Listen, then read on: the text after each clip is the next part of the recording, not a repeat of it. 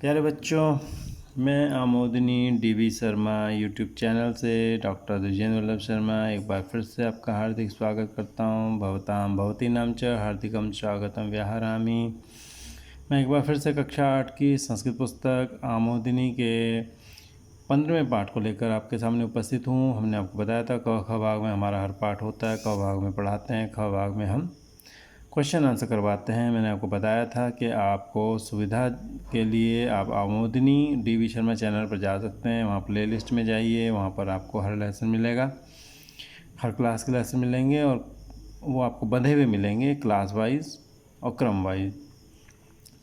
तो चलिए हम लोग लेसन शुरू करते हैं। एक बार और कहना चाहता हूँ कि अगर आपको ये लेसन पसंद आए आप इसे लाइक सब्सक्राइब कर सकते हैं, आप शेयर कर सकते हैं ताकि आपके साथियों की भी मदद हो सके। और अगर आपको कमी लगे तो आप कमेंट बॉक्स में जाकर लिखिए कि आपको क्या बुरा लगा, क्या ख़राब लगा, ताकि हम अगली बार और अच्छे ढंग से आपके सामने इस लेसन को प्रस्तुत कर सकें।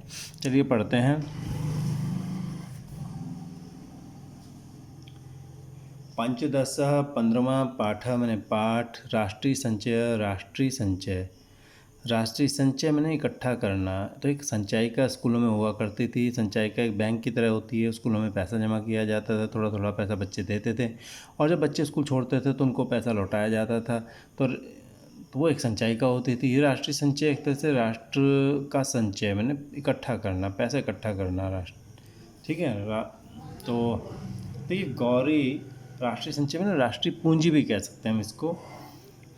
गौरी और शिक्षक के बारे में बात, तो शिक्षक के बीच में बात हो रही है। गौरी पूछती है, गुरुजी अस्मिन वृक्षे, इस वृक्ष में किम लंबते, क्या लटकता है। अस्मिन वृक्षे, इस वृक्ष में किम लंबते, क्या लटकता है। शिक्षक कहते हैं, गौरी क्या, किम मने क्या, त्वम एतत् न जानासी, तुम ये नहीं जानती हो। त्वम मने तुम, एतत् मने यह, न जानासी नहीं जानती हो। अधम इधर, ए इधर, तुम यह नहीं जानती हो। गौरी कहती है, अहम न जानामी, मैं नहीं जानती हूँ। शिक्षक कहते हैं, अयम मधुकोश, ये तो मधु का कोश है, ये तो शहद का छत्ता है। कोश मैंने छत्ता, मधु मैंने शहद, ये शहद का छत्ता है। गौरी कहती है, कस्मात मधुकोश अयम, ये मधुकोश कैसे है। कस्मात किस कारण से, मधुकोश अयम, अयम मैंने यह, मधुकोश मैंने मधु का छत्ता कैसे है, शहद का छत्ता कैसे है। ये विसर्ग को सकुरु रू का ओ में बदला, ओ में चला गया। विसर्ग संधि पूर्व संधि पहले भी आपको समझाई थी, पिछले लेसन में आपने ध्यान दिया होगा। शिक्षक कहते हैं, गौरी मधुमक्षिका, मधुमक्खियाँ शनै शनै धीरे धीरे पुष्प रसम, फूलों का रस आहृत्य में लेकर के एकत्रितम कुर्वन्ति, इकट्ठा करती हैं। मधुमक्खियाँ शनै शनै धीरे धीरे पुष्प रसम, फूलों का रस आहृत्य में लेकर के एकत्रितम कुर्वन्ति, इकट्ठा करती हैं। तत्र मैंने वहाँ, क्रमेण, क्रमेण मैंने क्रम से, एक एक बिंदु न मैंने बूंद से, यह मैंने यहाँ पर्याप्तम मैंने काफ़ी, मधु मैंने शहद, संचितम भवति इकट्ठा होता है। वहाँ क्रम से एक एक बूंद से यहाँ पर्याप्त शहद संचित होता है, इकट्ठा हो जाता है। तत्रैव मैंने वहीं, तत्र एव दीर्घ संधि हो गई, वृद्धि संधि हो गई, सॉरी वृद्धि, और ए मिल के आई हो गया। वहीं मक्षिका जो है, मक्खियाँ स्थित्वा मैंने स्थित होकर मधु रक्षन्ति, मधु की रक्षा करती हैं। वहीं मक्खियाँ जो है, मधुमक्खियाँ स्थित होकर मधु की रक्षा करती हैं। कोपी मैंने कोई भी, मधुग्रहीतुम आयाति, शहद लेने आता है, तदा मन्यतः मक्षिका तम दशंती, मक्खियाँ उसको काट देती हैं। ग्रहीतुम का म इधर, आ इधर हो जाएगा, ठीक है। कोई मधु लेने आता है तो मक्खियाँ उसको काट देती हैं। कोपी में वही का विसर्ग था, स को रू को उ मिल के ओ, विसर्ग संधि, और ओ में चला गया कौन सी संधि, पूर्व संधि, ठीक है।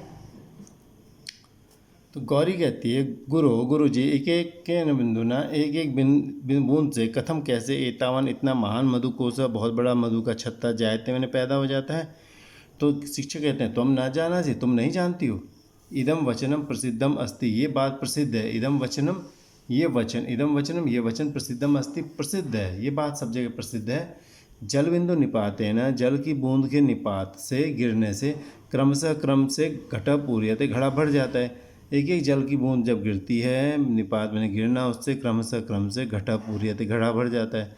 अर्थात मैंने अर्थात, यथा मैंने जैसे, एक एक अस्य, एक एक जल बिंदु, जल की बूंद के, पातनेन मैंने गिरने से, क्रमशः मैंने क्रमशः, घटा पूरितो भवति, घड़ा भर जाता है, पूरित हो जाता है।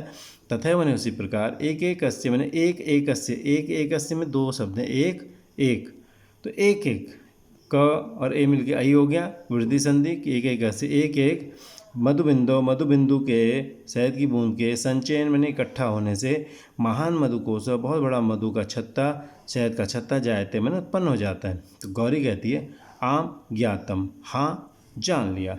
अहम अपि, मैं भी, अदम इधर और इधर, अहम अपि मैं भी, एकैकस्य एक एक, पणकस्य पैसे के, संचयन मैंने संचय से, शतम 100 रुपयों का मैंने, संचितवती मैंने इकट्ठा किया है। मैंने भी एक एक पैसे के संचय से इकट्ठा करने से मैंने 100 रुपये इकट्ठे कर लिए। शिक्षक कहते हैं एतद् द्रव्य से, इस द्रव्य का, इस पैसे का, प्रयोग त्वम मने तुम, कथम करिष्यसि कैसे करोगी।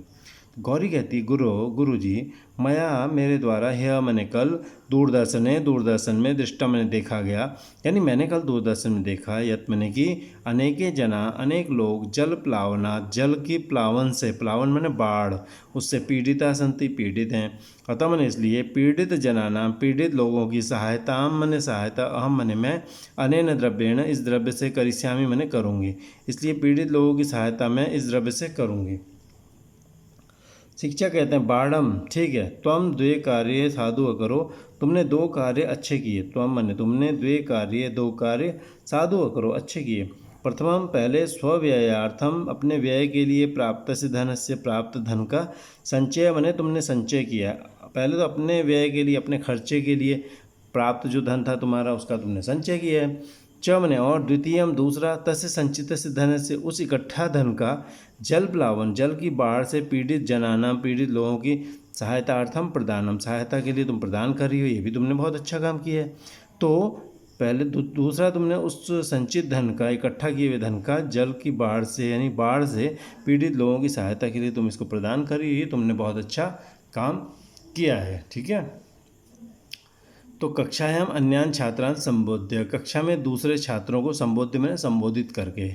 शिक्षक कहते हैं छात्रा छात्रों, गौरीम पश्यत गौरी को देखो, अनया इसके द्वारा, स्वव्ययार्थम अपने खर्चे के लिए, प्राप्त से धन से प्राप्त धन का, न केवल संचय करता इकट्ठा किया गया है, प्राप्त धन को न केवल इसने इकट्ठा किया, अभी तो मैंने बल्कि जल प्लाव पीड़ित, जल की बाढ़ से पीड़ित लोगों के लिए संप्रदाय में दे करके सदुपयोग करता है, इसने उसका बहुत अच्छा उपयोग किया है, बल्कि इसने अपने व्यय के लिए प्राप्त धन का न केवल संचय किया, इकट्ठा किया उसे, बल्कि जल की बाढ़ से पीड़ित लोगों के लिए दे करके सदुपयोग, इसने अच्छा उपयोग किया है। ठीक है, चलिए अब आगे पढ़ते हैं। आगे क्या बात होती है इनके बीच में वो देखते हैं। गौरी कहती है गुरु जी, धन संचयस्तु, धन का संचय, तो यहाँ विसर्ग था, स हो गया विसर्ग संधि।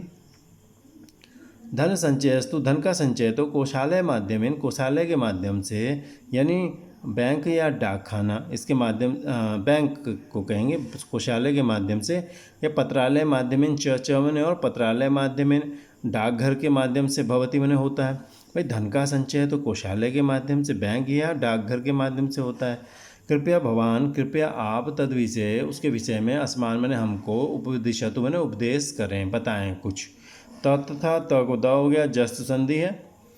शिक्षक कहते हैं साधु, ठीक है, छात्रों, देश से देश के आर्थिक विकास है, आर्थिक विकास के लिए मैंने उन्नति के लिए, सामाजिक विकास है, सामाजिक विकास के लिए, च बने और, औद्योगिक विकास है, औद्योगिक विकास के लिए, उद्योग संबंधी विकास के लिए, धनम आवश्यकम धन आवश्यक होता है, बहुत जरूरी होता है। धन प्राप्ति साधनेषु, धन प्राप्त करने के साधनों में, कर ग्रहणम टैक्स लेना, कर लेना, उद्योगानम उद्योगों का, उत्पादनम उत्पाद करना, उन उद्योग बढ़ाना, च बने और, निर्यात संति मने हैं। तो धन प्राप्ति कैसे होती है, टैक्स से, उद्योगों की बढ़ोतरी, उनका उत्पादन, वहाँ चीज़ें बनती हैं, च बने और उनका निर्यात होता है। विसर्ग था, विसर्ग को स हुआ, स को 2 वाला श हो गया, पहले विसर्ग संधि कहेंगे, फिर श्चुत्व संधि कहते हैं इसको, स जब 2 वाले श में बदल जाता है। तो धन प्राप्ति के साधनों में क्या है, टैक्स, उद्योगों का उत्पादन और निर्यात मने सामान को विदेशों में भेजना, वो संति बने हैं। कोषालय माध्यमेन कोषालय के माध्यम से, पत्रालय माध्यमेन च मने और, पत्रालय के माध्यम से, डाकघर के माध्यम से, नागरिका मने नागरिक लोग, राष्ट्रीय संचय योजना के अंतर्गत धन संग्रहम कुर्वन्ति, धन संग्रह करते हैं। एक छात्र कहता है राष्ट्रीय संचय योजना क्या है, तो शिक्षक बताते हैं शासनेन शासन के द्वारा नगरेषु ग्रामेषु च नगर और गाँव में कोषालयों और कोषालयानां पत्रालयानां च कोषालयों और पत्रालयों की बैंकों और डाकघरों की शाखा स्थापिता संति शाखा स्थापित की गई हैं। तेसु मने उनमें बालका बालिका बालक और बालिकाएं च बने और वयस्का मने वयस्क लोग बड़े लोग धन संचयम कर्तुम शक्नुवन्ति धन का संचय कर सकते हैं। ठीक है। तव मने तुम्हारे पत्रालयानाम पत्रालयों की सेवा विशेष रूपेण तत्र मने वहाँ पत्रालयों की सेवा विशेष रूप से उल्लेखनीय अस्ति उल्लेखनीय है। तत्र मने वहाँ। एक छात्र कहता है तत्कथम वो कैसे। शिक्षक कहते हैं पत्रालय संचालिता पत्रालयों डाकघरों के द्वारा संचालित अनेका मने अनेक संचय योजना संति संचय योजना हैं उनके करने अनेक अनेक प्लान हैं जिससे आप पैसा इकट्ठा कर सकते हैं। गौरी पूछती है ता कहा वो कौन कौन सी हैं। तो शिक्षक बताते हैं संचय पुरस्कार योजना एक डाकघर चलाता है। संरक्षित संचय योजना ये चलाता है डाकघर। सावधि संचय योजना ये भी चलाता है। भविष्य निधि योजना ये भी चलाता है। इत्यादि मैंने इत्यादि ये योजना डाकघर चलाते हैं। तो एक छात्रा कहती है ओह अरे पत्रालय के माध्यम से बहुत सी संचय योजना पैसा इकट्ठा करने की योजनाएं संचालिता संति चलाई जा रही हैं। शिक्षक कहते हैं अथ किम और क्या। छात्राणाम लाभाय छात्रों के लाभ के लिए पत्रालय के द्वारा विद्यालयों में संचयिका योजनायाः अपि व्यवस्था अस्ति संचयिका योजना की भी व्यवस्था है। संचयिका योजना चलती है। छात्र कहते हैं गुरुजी संचयिका योजना विषय किंचित वदतु संचयिका योजना के विषय में किंचित वदतु कुछ बोलें। शिक्षक कहते हैं अवश्यम शृणुतः जरूर सुनो। संचयिका योजना में श्रृणुता मैंने सुनो। संचयिका योजना में संचित धनस्य इकट्ठा हुए धन का प्रतिशतम मैंने प्रतिशत प्रत्येक 100 पे 5 विभागम सावधि योजनायां संचेतुम सुविधा अस्ति। 5 विभागम 5-7 विभाग। ठीक है। ये 5 होगा 5 होगा ये 75% जो हिस्सा है वो सावधि योजना डाकघर की सावधि योजना में संचेतों मैंने इकट्ठा करने की जमा करने की सुविधा है जिसमें ज़्यादा ब्याज मिलता है। तो यस्य वार्षिक लाभ होती है जिसका वार्षिक लाभ होता है साल भर में लाभ होता है। ठीक है। तो अनेन सह इसके साथ